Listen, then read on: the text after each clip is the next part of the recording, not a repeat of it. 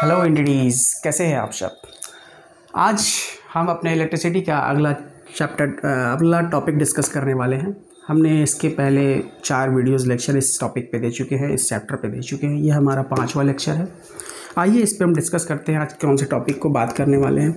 आज हम बात करने वाले हैं अपने उसी टॉपिक को आगे बढ़ाते हुए हम बात करेंगे हीटिंग इफेक्ट ऑफ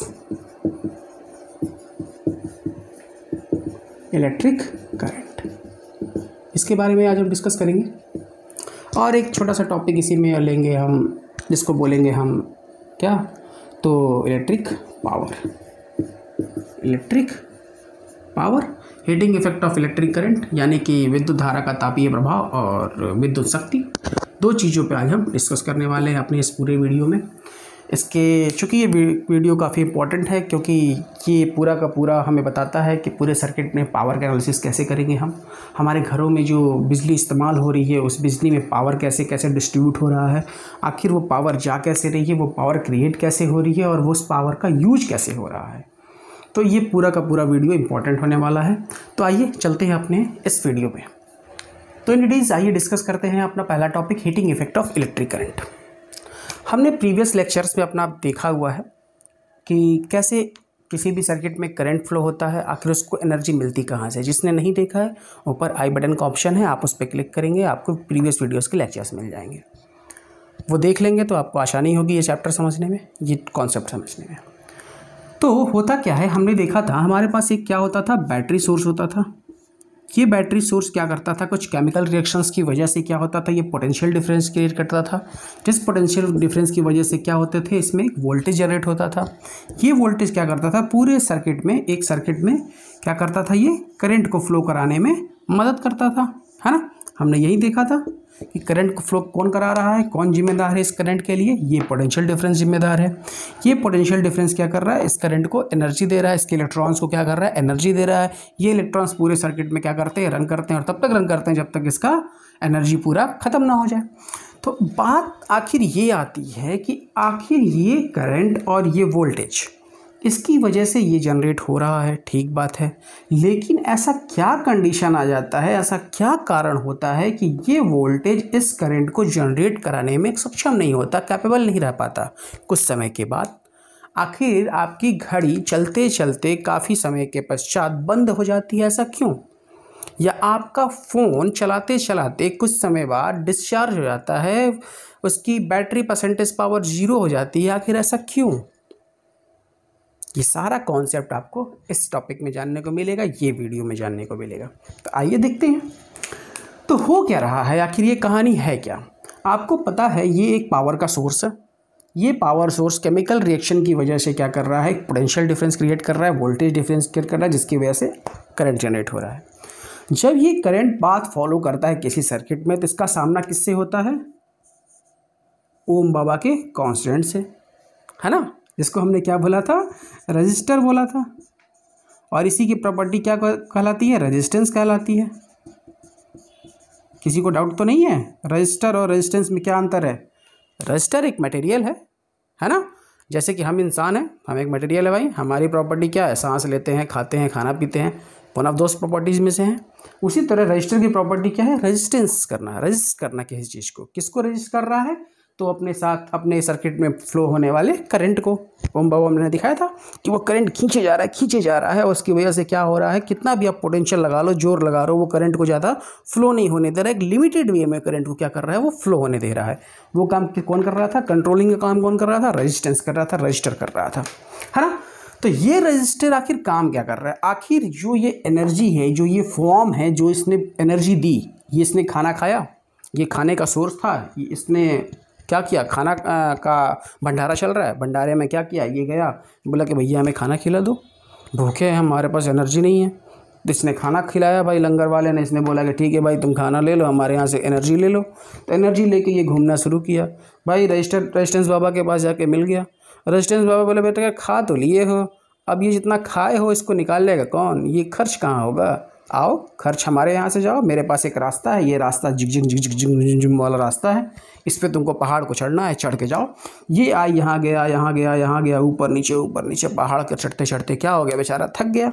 थकते थकते वापस थका रहा वापस कहाँ पहुँच गया, इस पोटेंशियल के पास पहुंच गया कि भैया फिर से खाना दे दो, ख़त्म हो गया, एनर्जी नहीं बची, तो वापस ये खाना खाएगा और वापस ये काम करता रहेगा। तो आखिर ये अपना पूरा खाना लूज़ कहाँ कर रहा है, पूरी एनर्जी को जो खाने से उसको मिल रही है वो लूज़ कहाँ कर रहा है, इस रेजिस्टेंस में लूज़ कर रहा है। तो लूज़ कैसे कर रहा है ये भी कारण जानने वाला है। आखिर ये लूज हो रहा है तो कैसे हो रहा है, तो कोई भी रेजिस्टेंस, या मैंने पहले लेक्चर्स में भी अपना बताया था कि कोई भी इलेक्ट्रॉन फ्लो कैसे करता है, किसी भी सर्किट में करंट फ्लो कैसे होता है। जब हम पोटेंशियल डिफरेंस देते हैं, जब वो एनर्जी को क्या करता है, वो पोटेंशियल डिफरेंस क्या करता है, वोल्टेज क्या करता है, पुश करता है। किसको पुश करता है, उस पूरे ओवरऑल सर्किट में या उस पूरे कंडक्टिंग मटेरियल में रहने वाले चार्जेस को। अब वो चार्जेस क्या होते हैं, मूव होते हैं। उन चार्जेस की वजह से इलेक्ट्रॉन्स क्या होते हैं, मूव होते हैं। जब इलेक्ट्रॉन्स मूव होता है तो चूंकि उनमें क्या होता है, आयंस क्रिएट होते हैं, और वो आयंस क्या करते हैं, आपस में रिपेल करते हैं। आपस में क्या करते हैं, रिपल्स करते हैं। इलेक्ट्रॉन्स जब उनमें से गुजरते हैं तो उनमें क्या होता है, फ्रिक्शन क्रिएट होता है, और उस फ्रिक्शन की वजह से क्या होता है, हीट क्रिएट होता है। मोस्ट इंपॉर्टेंट फैक्टर है किसी भी सर्किट में उसकी एनर्जी लॉस होने का जो सबसे बड़ा रीज़न है, वो रीज़न क्या है, हीट। सबसे बड़ा रीजन क्या है, हीट। और ये हीट कैसे जनरेट होता है, फ्रिक्शन की वजह से। किसके फ्रिक्शंस, एटम्स में जो फ्रिक्शन होंगे, एटम से जो इलेक्ट्रॉन्स निकलेंगे, वो इलेक्ट्रॉन जब जाने के लिए आपस में धक्का मुक्की करेंगे तो उनमें क्या होगा, आपस में कॉलिजन होगा। उस कॉलिजन की वजह से क्या होता है, फ्रिक्शन क्रिएट होता है। जब वो फ्रिक्शन ज़्यादा बढ़ जाता है तो हीट ज़्यादा बढ़ जाएगा, और जब हीट ज़्यादा बढ़ जाता है तो सर्किट का ब्रेकडाउन हो जाता है। ये भी हमने बताया था। तो हमने क्या देखा कि फ्रिक्शन क्रिएट हो रहा है जिसकी वजह से हीट जनरेट हो रहा है। तो एक कुछ और एग्जांपल भी ले लेते हैं। जैसे कि हमारे घरों में फ़ैन चलता है। फ़ैन को अगर लगातार आप काफ़ी देर तक चलाओ तो क्या होता है, आप देखते हो क्या होता है, वो गर्म हो गया, है ना। आखिर वो गर्म क्यों हो जा रहा है, उसमें जब इलेक्ट्रॉन्स ज़्यादा देर तक घूमने लग रहे हैं तो वो सर्किट पूरा का पूरा गर्म हो जा रहा है, और गर्म होने की वजह से थोड़ा ठंडा हवा देने की जगह से हल्का गर्म मिक्स करके देता है वो, है ना। तो ये भी किसका रीज़न है, फ्रिक्शन का रीज़न है, जिसकी वजह से हीट जनरेट हो रहा है। कई सारे ऐसे एलिमेंट हैं जो हीटिंग पे काम करते हैं, हीटिंग के प्रिंसिपल पे काम करते हैं, जिनमें हम इस्तेमाल करते हैं। फ़ैन आपका गर्म हो जाएगा, कई चीज़ें चलते चलते, जैसे आयरन वगैरह है। जैसे कि ये आयरन है, ये आयरन भी क्या होता है, हीटिंग एलिमेंट प्रिंसिपल पे काम करता है। इसी प्रिंसिपल पे काम करेगा, इलेक्ट्रिक करंट के हीटिंग प्रिंसिपल पे काम करेगा। होता क्या है, इसमें नॉब लगा होता है, एक नॉब मिनिमम के लिए होता है, एक नॉब मैक्सिमम के लिए होता है। इसका एनालिसिस भी हम देखेंगे, अच्छे से एनालिसिस देखेंगे कि आखिर कब हो रहा है, किस कंडीशन में हो रहा है। इसके लिए हम न्यूमेरिकल पार्ट ऑफ जाएंगे। तो ये इलेक्ट्रिक प्रेस भी क्या करता है, हम इसमें करंट देते हैं, करंट की वजह से ये सरफेस का गर्म होता है, और क्या होता है, हीट जनरेट होता है। इसकी वजह से हम कोई चीज़ प्रेस कर पाते हैं। सेम एक और एग्जाम्पल लेते हैं। तो एक एग्जाम्पल हमारे पास वाटर रॉड का है ना। ये भी क्या है, एक हीटिंग रॉड है, जो क्या करता है, वो पानी को गर्म करता है। ये भी क्या होता है, इसमें से भी हमारे नाइक्रोम के वायर कॉइल लगी होती है, जिसकी वजह से करंट फ्लो होता है, और उस करंट की वजह से ये एलिमेंट क्या होता है, हीट हो जाता है। तो आखिर ये गर्म क्यों हो जा रहा है, आखिर ये कॉज किसका है, करंट ही देने पर गर्म क्यों हो रहा है, कैसे काम कर रहा है। एक और ऑप्शन हम देख लेते हैं जो हमारे घरों में अक्सर इस्तेमाल होते हैं। हीटर है हमारे पास, ये वायर जो होता है ये नाइक्रोम का बना होता है। ये काफ़ी तेज़ी से गर्म होता है, गर्म होने के बाद बिल्कुल लाल हो जाता है, और लाल होते ही वो क्या करता है, बिल्कुल हीट जनरेट करता है। इतना हीट जनरेट करता है कि आपके घर में खाना तक पक जाता है। ये सारा का सारा इफेक्ट किसका है, इलेक्ट्रिक करंट का इफेक्ट है। तो आखिर ये काम कैसे कर रहा है, हमने देखा कि इसके बीच में का जो पोटेंशियल है वो कितना है, वी है। भाई वी पोटेंशियल तो है, सही बात है। आखिर ये काम कितना कर रहा है, इसका वर्क डन क्या हो रहा है, काम क्या कर रहा है। इस वी की वजह से क्या करंट फ्लो हो रहा है, आई करंट फ्लो हो रहा है। अब ये आई क्या कर रहा है, चार्ज के साथ जा रहा है, चार्ज को मूव कर रहा है। हमने क्या किया, हम क्या करते हैं, हमारे पास सोर्स है, हम खाना खा रहे हैं, खाना खाने के बाद क्या हुआ, हमारे पास ऑर्गन्स है, ऑर्गन्स ने क्या किया, ऊर्जा ले लिया, ऑर्गन को खाना मिल गया, ऑर्गन को एनर्जी मिल गई है। अब वो क्या करेगा, उस एनर्जी को यूटिलाइज कैसे करेगा। तो एनर्जी का सोर्स कौन है, वी है। इसके अंदर का जो ऑर्गन है, उस ऑर्गन को क्या बोलेंगे, हम चार्ज बोलेंगे, है ना। वो ऑर्गन क्या है, हमारा चार्ज है, जो इस करंट को जनरेट कराएगा। अब ये जब बात आती है काम करने की, तो भाई जब काम किस रूप में होगा, करंट के रूप में होगा। अब ये चार्ज क्या कर रहा है, करंट जनरेट कर दिया, है ना। अब ये करंट क्या कर रहा है, इस रजिस्टर के थ्रू खत्म हो रहा है। तो जो इसका पावर था, वो पावर एक्चुअली में था क्या, वो एनर्जी, पावर नहीं बोलेंगे, वर्क डन बोलेंगे। तो वर्क डन आखिर हम बोलेंगे तो क्या बोलेंगे, वर्क डन क्या है इसका, आखिर इसने काम क्या किया, इसने काम क्या किया, इसका जो सोर्स था उस सोर्स को इसने खाया, साथ में किसको खाया, एनर्जी को दिया, इस सोर्स से इस एनर्जी के द्वारा जितना भी काम किया जाएगा वही काम क्या कहलाएगा, हमारा वर्क डन कहलाएगा। भाई जितना खाएंगे और जितना करेंगे, जितना एनर्जी ऑब्जॉर्व करेंगे वही तो हमारा वर्क डन होगा, उसी के आधार पर तो हमारा काम होगा, उसी के आधार पर तो हमारा करंट बहेगा पूरे के पूरे सर्किट में, है ना। तो ये क्या हो गया, आपका वर्क डन हो गया। किसी पर्टिकुलर टाइम में अगर हम बात करें कि वर्क डन कितना किया गया, तो किसी पर्टिकुलर टाइम में अगर हम वर्क डन की बात करेंगे तो वो तो हमारा क्या निकल के आएगा, एनर्जी निकल के आएगा। अगर वर्क डन को हम किसी पर्टिकुलर टाइम के साथ एनालिसिस करें कि पर्टिकुलर टाइम में कितना वर्क डन किया गया, यही हमारा क्या कहलाएगा, पावर कहलाएगा। पावर क्या होगा भाई, जितना खाया और पर्टिकुलर टाइम में उस खाए हुए एनर्जी को तुमने कितना लूज किया, ये ओवरऑल तुम्हारा क्या था, पावर था। और इस पावर को अगर हम एनालिसिस करें तो वर्क डन हमारा कितना निकल के आ रहा है, V मल्टीप्लाइड बाई Q, और T अपॉन T को P लिख देंगे। और चूंकि Q इक्वल टू हमको पता है I इंटू T होता है, तो V multiplied by I multiplied by T upon T, T से T गया, खा गया, V multiplied by I, this is your power, है ना। यही क्या है, आपका पावर है। लेकिन अगर हम बात करें किसी पर्टिकुलर टाइम में आपने कितना पावर कंज्यूम किया, इस पावर की वजह से क्या हो रहा है, इस पूरे के पूरे सर्किट में हीट क्रिएट हो रहा है। इस हीट क्रिएट होने की वजह से वो हीट क्या है, एनर्जी का फॉर्म है, वो लॉस के फॉर्म में है ना। पंखा गर्म हो जा रहा है तो गर्म होने के बाद क्या हो रहा है, उसको जितना खाना मिल रहा था उतना खाना वो इस्तेमाल पूरा कर नहीं पा रहा है, बदले में क्या हो रहा है, उसकी बॉडी और ज्यादा गर्म हो जा रही है, यानी कि जितना उसको एनर्जी इस्तेमाल करना चाहिए था वो पूरा का पूरा एनर्जी यूटिलाइज नहीं कर पा रहा है, कुछ एनर्जी वेस्ट के रूप में चली जा रही है। तो किसी पर्टिकुलर टाइम में अगर हम बात करें कि आखिर हमारा हीट कितना हुआ, आखिर हमने हीट को जनरेट किया तो कितना किया, इसको जरा डिलीट करते हैं, क्यों को इसका काम नहीं है, हीट की बात करते हैं। तो पर्टिकुलर टाइम में अगर हम हीट की बात करें तो इस पावर के रिकॉर्डिंग जनरेट करेगा, कितना करेगा।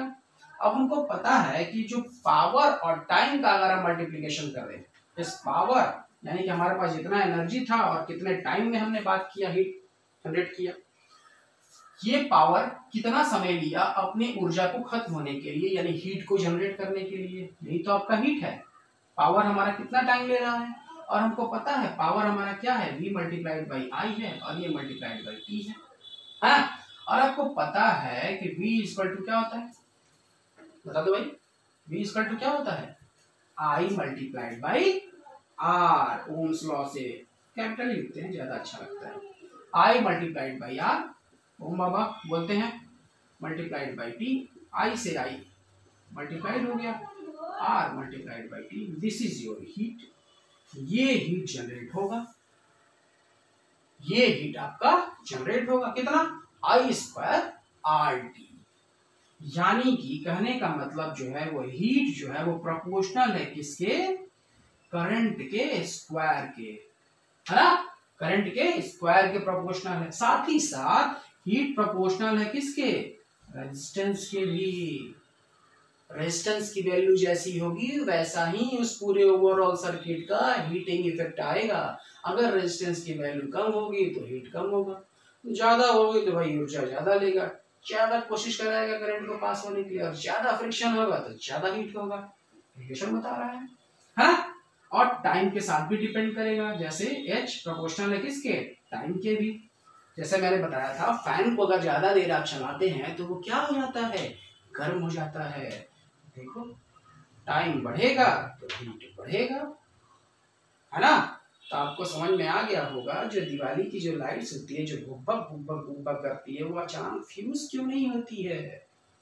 आपके दिमाग में ये क्वेश्चन आता होगा कि आखिर वो दिवाली वाली जो लाइट है इतना जलता घुसता है, जलता घुसता है, बार बार इतना बुझ रहा है, जल रहा है, आखिर वो फ्यूज क्यों नहीं हो रहा है। अरे भाई फ्यूज कहाँ होगा, उसको तो हम उतना हीट ही नहीं जनरेट होने दे रहे, उतने टाइम तक उसको ऑन ही नहीं होने दे रहे हैं, जैसे ही गर्म हो से ठंडा कर दे, जैसे गर्म हो रहा है ठंडा कर दे रहे हैं, है ना। इस प्रोसेस की वजह से क्या हो रहा है, वो बल्ब थोड़ा उसकी लाइफ बढ़ जाती है, अच्छा लाइफ बढ़ जाता है ना। एक कॉन्सेप्ट फ्रीक्वेंसी का भी है, वो कहीं मैं समझाऊंगा कि आखिर ये बल्ब चल कैसे रहा है, बल्ब जलता है तो कैसे चलता है, किसी और लेक्चर में, ठीक है। इस एनालिसिस के बाद हम एक और एनालिसिस छोटा सा कर लेते हैं इस पावर के रिलेटिव, इस सर्किट को जरा हम रब कर लेते हैं, इस सर्किट का काम नहीं है, तो एक एनालिसिस कर लेते हैं छोटा सा यहीं पे, है ना। इस एनालिसिस की बात करेंगे बॉक्स बना लेते हैं भैया, समझने में आसानी है, कहीं मिक्सअप ना हो जाए। तो किसी अगर पर्टिकुलर टाइम बात करें, हम बात करें, चूंकि वाट एक छोटा सा यूनिट है, पावर की यूनिट क्या होती है, वाट। वाट एक छोटा सा यूनिट है।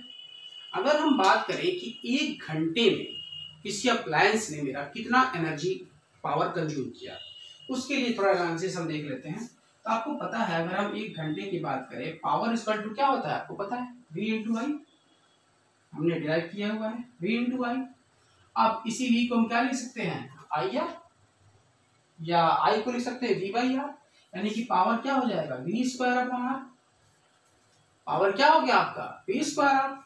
और 1 वॉट इक्वल टू क्या हो जाएगा, अगर हम 1 घंटे की बात करें या इसी के अकॉर्डिंग बात करें, volt ampere, volt multiplied by ampere, इस यूनिट से 1 watt equal to 1 volt into 1 ampere कर दो, ऐसे कर दो, ज्यादा समझ में आ रहा है। यानी 1 वॉट अगर एनर्जी वेस्ट होती है, इसका मतलब वो क्या है, 1 वोल्ट और 1 एम्पियर की ऊर्जा को ले रहा है, एनर्जी को ले रहा है। अगर हम 1 घंटे में बात करें कि कितना एनर्जी इसने कंज्यूम किया, तो इसको हम क्या बोल सकते हैं, 1 वॉट आवर, या इसको लिख सकते हैं 1 WH, that is equal to 1 watt 1 hour को अगर हम चेंज करें तो वॉट की यूनिट क्या हो जाएगी, आप ही बताओ। वॉट को वॉट ही रख देते हैं, आवर को अगर चेंज करेंगे तो 60 multiplied by 60, that is equal to second, है ना। 1 वॉट की जगह पे एक एनालाइज कर लेते हैं। अगर इसी को हम एनालिसिस करें 1 किलोवाट आवर पे, के स्मॉल लिखते हैं, डब्ल्यू कैपिटल लिखते हैं, एच स्मॉल लिखते हैं। किलो का मतलब कितना होता है, 1000 multiplied by 60 into multiplied by 60, that is second. 1000 36, यानी कि 3.6 multiplied upon 10 to the power 6, this is what, this is the unit joule. और जूल किसका यूनिट है, कहां से आया ये, वॉट सेकंड से आया। इसकी ये यूनिट क्या चल रही थी, ये यूनिट वॉट की चल रही थी, ये सेकंड चल रही थी, यानी कि जूल का एक यूनिट और क्या आ गया, वॉट सेकंड। ये आपको पता होना चाहिए, ठीक है। तो 1 किलोवाट आवर में कितना जूल हो गया, 3.6 10 टू द पावर 6। इलेक्ट्रिक का जो हीटिंग इफेक्ट है, उसका इस्तेमाल और कहाँ हो सकता है। तो आपने देखा होगा कि बल्बों में भी इसका इस्तेमाल होता है। अब तो खैर हमारे पास LEDs आ गए हैं, उसमें भी वैसे इस्तेमाल होता है, लेकिन हम ज़्यादा अच्छा एनालिसिस कर पाएंगे उस कांच वाले बल्ब से। कांच वाले बल्ब में हमने देखा हुआ है कि एक बल्ब होता है ऐसा, और इसमें क्या होता है, एक फिलामेंट लगा होता है, इसको क्या बोलते हैं हम, फिलामेंट लगा होता है। ये फिलामेंट का जो मटेरियल है, ये मटेरियल किसका बना होता है, टंगस्टन का बना होता है। आपको पता है ये किसका बना होता है, टंगस्टन का बना होता है। और इसमें कुछ गैसें भरी होती हैं जो नॉन रिएक्टिव होती हैं। वो कौन कौन सी होती हैं, नाइट्रोजन प्लस आर्गन। इन्हीं 2 गैसों का इस्तेमाल किया जाता है, जिसकी वजह से क्या होता है, ये टंगस्टन की लाइफ थोड़ी बढ़ जाती है और ये आसानी से फ्यूज़ नहीं होता है ना। तो ये भी क्या कर रहा है, ये भी हमारा एक हीटिंग इफेक्ट, इलेक्ट्रिक करंट का हम हीटिंग इफेक्ट किस में इस्तेमाल कर रहे हैं, उस एनर्जी को हम किस एनर्जी में कन्वर्ट कर रहे हैं, इलेक्ट्रिकल एनर्जी को लाइट एनर्जी में कन्वर्ट करने के लिए इस्तेमाल कर रहे हैं। कुछ और इसके एग्जाम्पल अगर हम बात करें तो मेन इफेक्ट हमको कहाँ देखने को मिलता है, इलेक्ट्रिक करंट के हीटिंग इफेक्ट को हमारे घरों में इस्तेमाल होने वाले प्रोटेक्शन सर्किट्स में। प्रोटेक्शन सर्किट्स क्या हैं, तो प्रोटेक्शन सर्किट में कैसे इस्तेमाल करेंगे, इसको भी जरा हटाते हैं, प्रोटेक्शन सर्किट की बात करते हैं। हमारे घरों में क्या होता है, प्रोटेक्शन सर्किट लगा होता है। उस प्रोटेक्शन सर्किट को क्या बोलते हैं हम, फ्यूज़ बोलते हैं। क्या बोलते हैं, फ्यूज़ बोलते हैं। कैसा होता है भाई देखने में, तो कुछ इस तरह का होता है।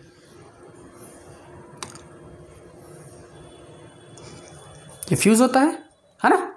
एक छोटा सा पतला सा अंदर वायर होता है। ये वायर भी किसी मटेरियल का बना होता है, अलग अलग मटेरियल्स के बने होते हैं, जैसी रेटिंग होगी वैसा बना होगा, है ना। और ये जो एक कांच का होता है, इस कांच को हम बोलते हैं पोर्सलिन कांच।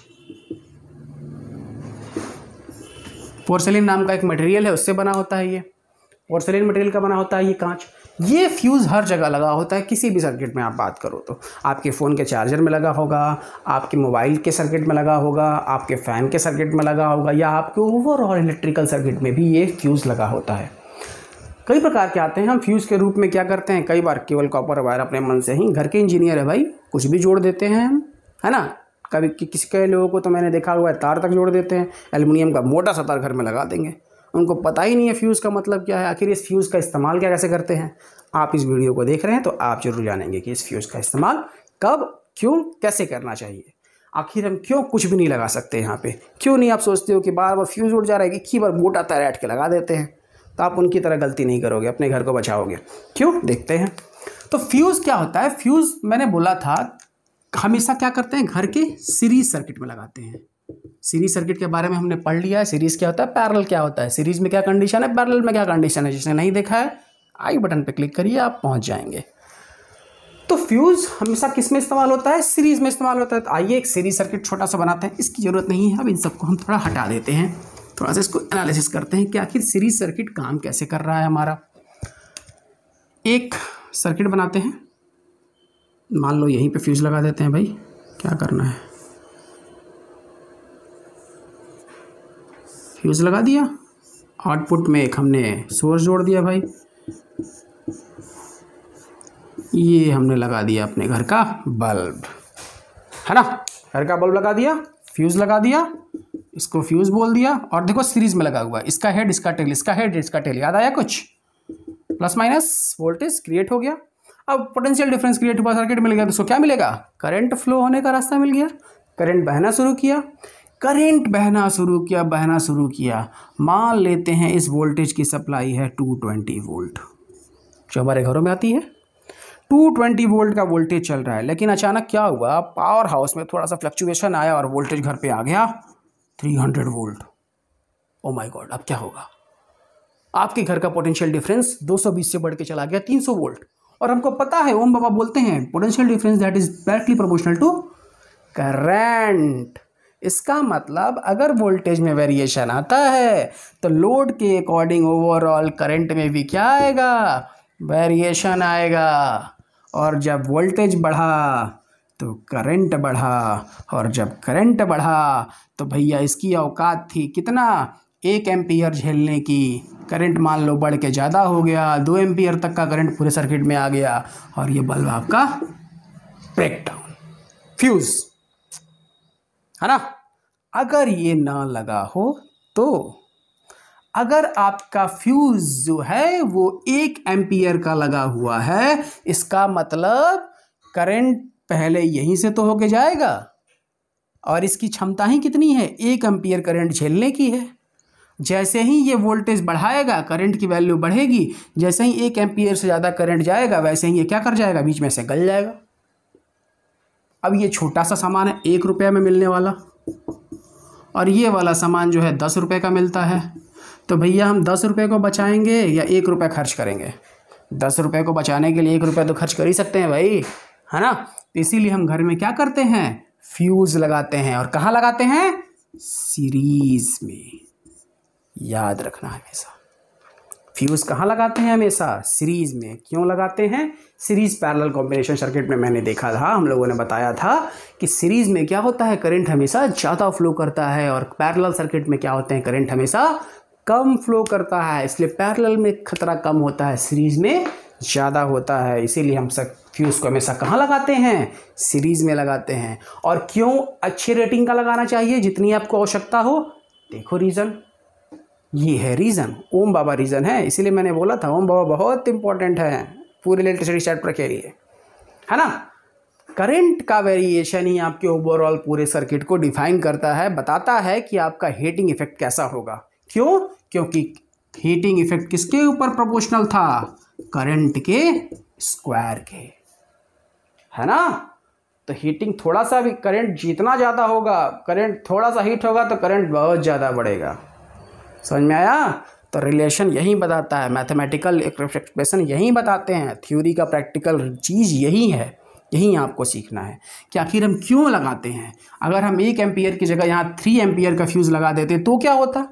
अरे तो भाई सीधी बात है आपका, ये जलता तो जलता ही। अगर इस वायर की क्वालिटी 3 एम्पियर झेलने लायक नहीं होती, ये वायर भी पूरा जल जाता, आपके घर ही पूरा जल जाता है, घर में आग लग जाती, शॉर्ट सर्किट हो जाता। शॉर्ट सर्किट का एक सबसे बड़ा रीज़न ये है कि हम गलत रेटिंग का क्या करते हैं, फ्यूज़ भी लगाते हैं।